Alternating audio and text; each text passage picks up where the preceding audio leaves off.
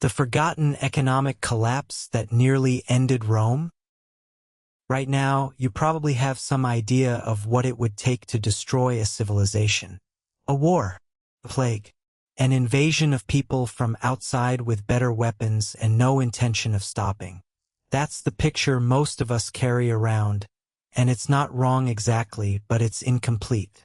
Because the thing that almost ended Rome didn't come from outside. It didn't arrive with an army. It didn't announce itself with a battle or a siege or a single catastrophic moment that historians could point to and say, "There, that is where it broke." What almost ended Rome was something quieter and in some ways far more terrifying. It was the collapse of the economy, and not a slow, graceful, centuries-long decline. A fast one.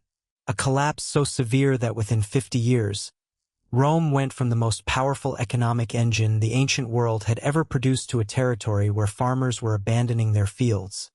Cities were shrinking inside their own walls, and the currency that had held the empire together for centuries had lost so much of its value that merchants refused to accept it. This happened. It happened inside a single human lifetime, and almost nobody talks about it. The period is called the Crisis of the 3rd Century, and it ran from around 235 to 284 AD. If you know anything about it at all, you probably know it as a political catastrophe. 50 years. More than 50 emperors.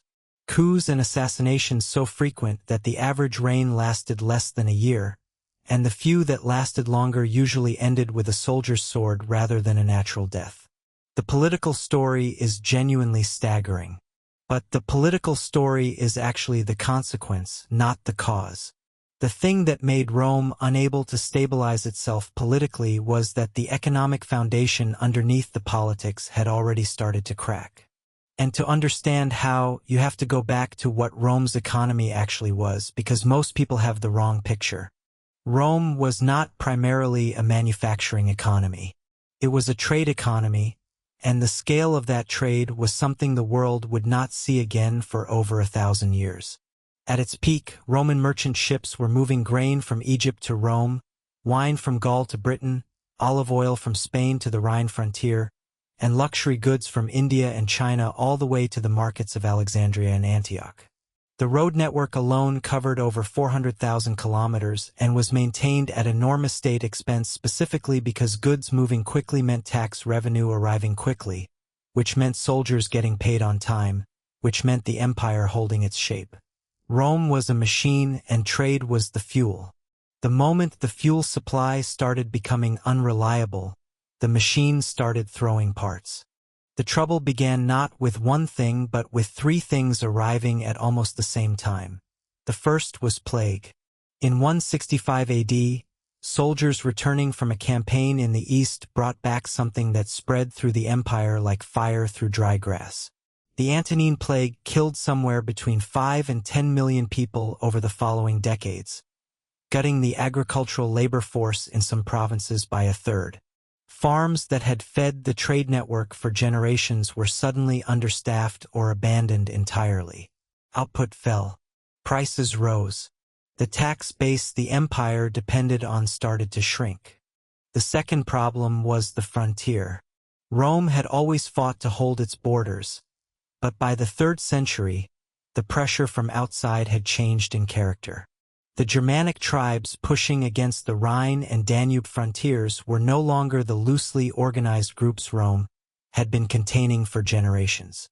They had reorganized, learned Roman tactics, and in some cases acquired Roman weapons. Holding them back now cost more soldiers, more equipment, and more money than it had ever cost before. The army that had been Rome's greatest asset was becoming its greatest financial drain. The third problem, the one that turned the first 2 from serious challenges into an existential crisis, was the currency. But to understand why the currency became a crisis, you have to understand what it meant for it to work in the first place. A currency doesn't have value because of what it's made of. It has value because everyone using it agrees that it does, and that agreement is only as strong as the trust underlying it. The denarius worked for centuries not because it was silver, but because everyone from a shepherd in Hispania to a grain merchant in Alexandria to a soldier on the Danube knew that the coin in their hand represented something real and stable. That shared confidence was worth more than the metal it was stamped on. And it was the shared confidence, not the metal, that the emperors of the 3rd century slowly destroyed. Roman emperors had known for a long time that the easiest way to pay an army when you didn't have enough silver was to add less silver to each coin. The denarius had been debased slowly for decades. By the time the crisis of the 3rd century was fully underway, emperors were debasing it fast. In the early empire, the denarius was roughly 90% silver. By the mid-3rd century, it was closer to 2%. 2%. The coin still said denarius. It still had an emperor's face on it. But it was, for all practical purposes, a silver-washed bronze token pretending to be money. Here's what that does to an economy. Merchants are not fools.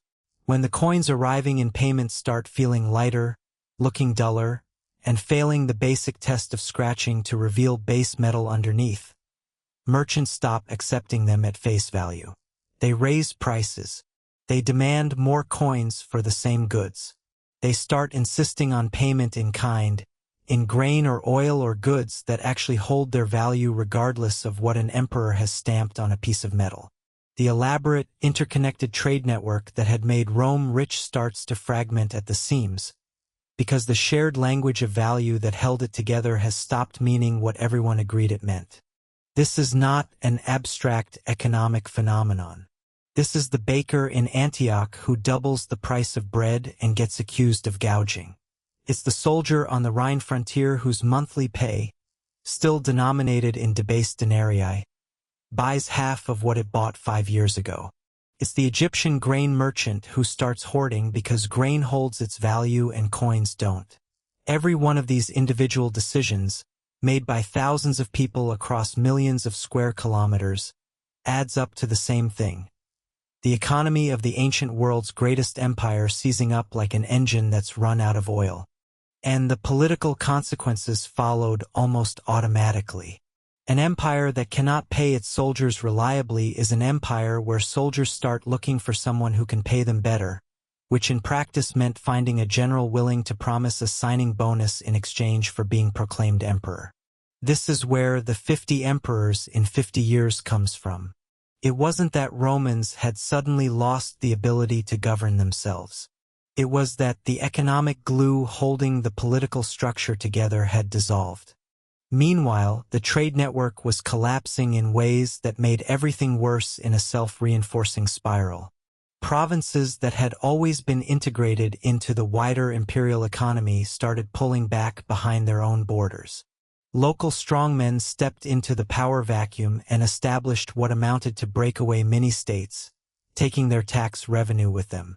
The empire fractured at one point into 3 separate political entities: the Gallic Empire in the west, the Palmyrene Empire in the east, and what remained of Rome in between, each maintaining the fiction of legitimacy while controlling a shrinking and increasingly impoverished piece of the whole. When trade collapses, the specialization that trade makes possible collapses with it. The province that had always grown grain because it could trade for everything else it needed now has to grow everything it needs itself, and it can't. Cities that had been fed by a continent-spanning agricultural system found themselves dependent on whatever their immediate hinterland could produce. Some shrank dramatically. Others were abandoned. The urban population of the Western Empire fell significantly over the course of the 3rd century, not because of a plague or a battle, but because a city is only viable as long as enough food and goods can reach it reliably. It ended because 2 emperors, Aurelian and then Diocletian, made hard systematic decisions to stop it. Aurelian reunified the fractured empire by force and began currency reform. Diocletian issued the Edict on Maximum Prices in 301 AD, attempting to legally cap the cost of hundreds of goods across the empire. It mostly failed in practice because price controls without addressing the underlying supply problem rarely work, but the attempt tells you everything. They knew the economy had broken, they knew the currency was at the center of it, and they were trying to fix it. The 3rd century crisis didn't end Rome, permanently changed it. The Rome that emerged was more militarized, more centralized, more economically fragile than the one that went in. The western provinces never fully recovered, and some historians argue that the 3rd century set the Western Empire on a trajectory it never escaped. A slow weakening that finally gave out in 476 AD. So here's the full picture. The most powerful economic system the ancient world had ever built was held together by a currency that required trust to function.